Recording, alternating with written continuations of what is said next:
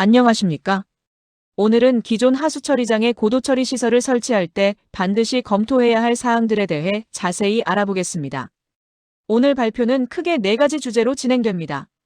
먼저 현황 조사 및 분석, 이어서 처리 공정 선정, 다음으로 시설 계획, 그리고 마지막으로 운영 관리 및 추가 검토 사항에 대해 말씀드리겠습니다. 첫 번째, 현황 조사 및 분석입니다. 가장 중요한 것은 유입 수질과 처리 수질을 분석하는 것입니다. 일간 및 계절별 수질 변화 패턴을 면밀히 분석하고 현재 처리 수질 현황과 목표 방류 수질을 명확히 확인해야 합니다. 다음으로 시설 용량과 여유도를 검토해야 합니다. 계획 오수량 대비 현재 유입량을 검토하고 수리학적 체류 시간과 부하율을 평가하여 추가 시설의 필요성을 판단합니다. 마지막으로 공정별 처리 효율을 평가해야 합니다. 1차, 2차, 3차 처리 효율을 분석하고 MLSS, SRT, FMB 등 주요 운전 인자를 검토하여 기존 시설의 활용 가능성을 최대한 도출해야 합니다. 두 번째, 고도 처리 공정 선정입니다. 가장 먼저 목표 수질을 명확히 설정해야 합니다. 예를 들어 방류수 수질 기준을 총질소 20mg/L, 총인 0.2에서 0.3mg/L 등으로 구체화하는 것이죠. 주요 고도 처리 공정으로는 질소와 인을 생물학적으로 제거하는 A2O와 ML이 공정, 시간별 운전으로 부지 절감 효과가 큰 SBR 공정, 분리막을 사용하여 고도 처리가 가능한 MBR 공정, 그리고 화학적으로 인을 제거하는 응집 침전 공정 등이 있습니다. 이들 공정 중 가장 적합한 것을 선택하기 위해서는 초기 투자비와 운영비를 포함하는 LCC, 즉 생애주기 비용 분석을 통한 경제성 분석이 필수적입니다. 세 번째는 시설 계획입니다. 기존 부지의 여유 공간을 최대한 활용하고 유입부터 처리, 방류까지의 흐름을 최적화하는 부지 및 배치 계획이 중요합니다. 또한 기존 시설과의 연계 운전 방안을 수립해야 합니다. 우회관로 설치와 단계별 가동 계획을 세우고 고저차, 펌프 양정, 관경 등을 포함한 수리학적 검토를 통해 안정적인 운영을 확보해야 합니다. 주요 설비로는 폭기장치, 교반기, 펌프류, 자동 제어 시스템 등이 있으며 DO, pH, SS 계측기와 TMS 연계를 통해 실시간 모니터링 및 제어 능력을 갖춰야 합니다. 마지막으로 운영 관리 및 추가 검토 사항입니다.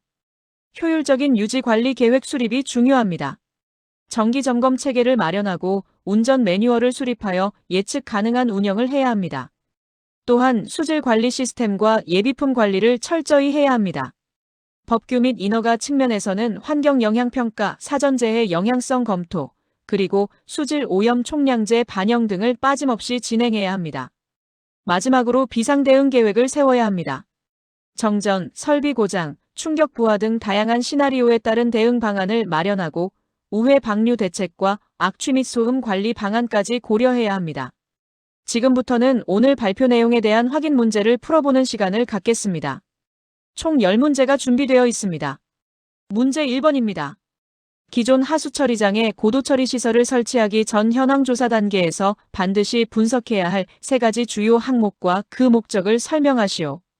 문제 1번의 해답입니다. 첫째, 유입 수질 및 처리 수질 분석을 통해 수질 변화 패턴을 파악하고 목표 방류 수질 달성을 위한 제거 항목을 설정해야 합니다. 둘째, 시설 용량 및 여유도 검토를 통해 현재 유입량을 분석하고 체류 시간 및 부하율 평가로 증설 필요성을 결정합니다. 셋째, 공정별 처리 효율 평가를 통해 운전 인자를 검토하고 기존 시설의 활용 가능성을 도출하는 것이 중요합니다. 문제 2번입니다. AO 공정과 MBR 공정의 주요 제거 대상과 특징을 비교 설명하시오. 문제 2번의 해답입니다.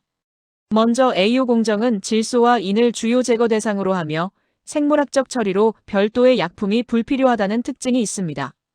반면 MBR 공정은 부유물질과 유기물을 주요 제거 대상으로 하며 분리막을 사용하여 침전지가 불필요하고 부지 절감 효과가 크다는 특징을 가집니다. 문제 3번입니다. 고도처리 공정 선정 시 경제성 분석 항목을 초기 투자비와 운영비로 구분하여 각각 3가지 이상 제시하시오. 문제 3번의 해답입니다. 초기 투자비는 토목 공사비, 기계 설비비, 전기 설비비, 그리고 설계 및 감리비 등을 들 수 있습니다. 운영비는 폭기와 펌프 등에 사용되는 전력비, 약품비, 인건비, 유지보수비, 슬러지 처리비 등이 있습니다. 이러한 모든 비용을 고려한 LCC 분석을 통해 총 비용을 최소화하는 것이 중요합니다. 문제 4번입니다. 기존 시설 연계 운전을 위한 수리학적 검토 사항 3가지를 제시하시오. 문제 4번의 해답입니다. 첫째, 고저차 검토를 통해 자연 유화 가능 여부를 확인하고 펌프의 필요성을 판단해야 합니다. 둘째, 펌프 양정 계산을 통해 적정 양정을 산정하고 펌프 용량을 결정합니다. 셋째, 관경 적정성 검토는 유량과 유속을 고려하여 설계하며 통상 0.6에서 1.2 미지의 유속이 적절합니다. 문제 5번입니다. SBR 공정의 작동 원리와 장점, 단점을 설명하시오. 문제 5번의 해답입니다. SBR 공정은 단일 반응조에서 유입, 반응, 침전, 배출, 휴지의 5단계로 순차 운전되는 원리를 가집니다. 장점으로는 침전지가 불필요하고 질소와 인을 동시에 제거하며 충격 부하 대응에 우수하다는 점이 있습니다. 반면 단점으로는 자동 제어 시스템이 필수적이며 유입량 변동 시 대응이 어렵다는 점을 들 수 있습니다. 문제 6번입니다. 고도 처리 시설의 유지관리 계획에 포함되어야 할 4가지 주요 항목을 제시하시오. 문제 6번의 해답입니다. 첫째, 1일, 주간, 월간 점검을 포함하는 정기 점검 체계를 통해 조기에 이상을 발견해야 합니다. 둘째, 표준 운영 절차, 즉 SOP와 비상상황 대응 매뉴얼을 포함하는 운전 매뉴얼을 작성해야 합니다. 셋째, TMS 연계를 통한 실시간 모니터링으로 수질 관리 시스템을 구축해야 합니다. 넷째, 소모품과 부품의 재고를 확보하는 예비품 관리가 필수적입니다. 문제 7번입니다. 고도 처리 시설 설치 시 필요한 환경 관련 인허가 3가지를 제시하시오. 문제 7번의 해답입니다. 첫째, 주변 환경에 미치는 영향을 사전에 평가하는 환경 영향 평가. 둘째, 홍수, 침수 등 재해 가능성을 검토하는 사전 재해 영향성 검토. 셋째, 오염 부하 삭감량을 인정받기 위한 수질 오염 총량제 반영이 있습니다. 추가적으로 건축 허가, 소방시설 설치 신고 등도 필요합니다. 문제 8번입니다. 고도 처리 시설 운영 중 발생할 수 있는 비상 상황 3가지와 그 대응 방안을 제시하시오. 문제 8번의 해답입니다. 첫째, 정전 시에는 비상 발전기를 가동하고 주요 설비를 우선 운전해야 합니다. 둘째, 설비 고장 시에는 예비기로 전환하거나 기존 시설을 우회 운전하여 피해를 최소화합니다. 셋째, 충격 부하가 발생하면 유입을 차단하고 저류조를 활용하며 희석 후 단계적으로 유입시켜 안정화해야 합니다. 문제 9번입니다. 고도 처리 공정 선정 시 기술적 검토 사항 4가지를 제시하시오. 문제 9번의 해답입니다. 첫째, 처리 효율은 목표 수질 달성 가능성과 계절별 안정성을 고려해야 합니다. 둘째, 기존 시설 활용 측면에서 폭기조, 침전지 등의 개조 가능성을 검토합니다. 셋째, 운전 신뢰성은 자동화 수준과 유지 관리의 용이성을 평가해야 합니다. 넷째, 부지 확보를 위해 신규 부지 소요 면적을 검토하는 것이 중요합니다. 마지막 문제인 10번입니다. 고도 처리 시설 도입의 4대 핵심 성공 요인을 제시하시오. 문제 10번의 해답입니다.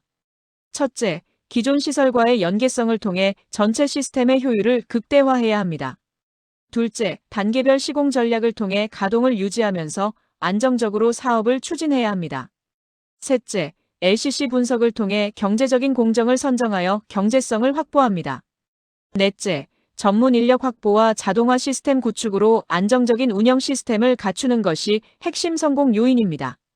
지금까지 기존 하수 처리장에 고도 처리 시설을 설치할 때 검토해야 할 사항들에 대해 현황 조사, 공정 선정, 시설 계획, 운영 관리의 순서로 살펴보았습니다.